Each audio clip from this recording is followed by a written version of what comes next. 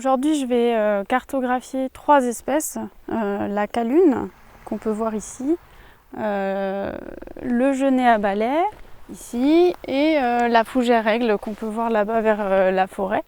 Marine Langlois fait partie de l'équipe scientifique du Conservatoire d'espaces naturels de Lorraine. Ce matin, pendant environ 2 heures, elle parcourt le site du Pfaffenberg à Bitsch, qui est une pelouse sableuse.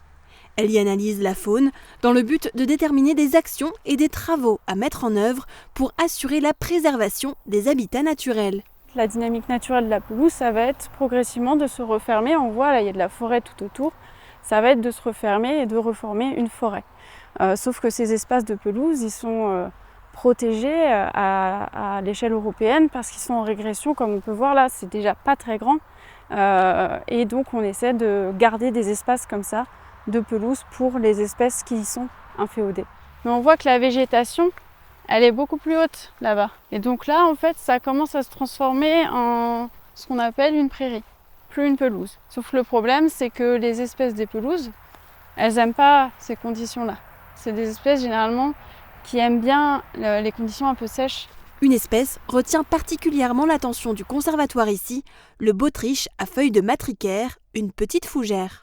Là, ici, c'est les seules stations françaises pour cette fougère-là. On est vraiment à l'extrémité ouest de son aire de répartition et on les trouve qu'au pays de Bitsch. Donc c'est vraiment un enjeu majeur pour cette espèce-là qui est vulnérable en France et en danger en Lorraine. Pour effectuer ces analyses, Marine indique les données recueillies sur une carte et à l'aide d'un GPS. Cela permettra de compléter le plan de gestion qui dure en moyenne 10 ans.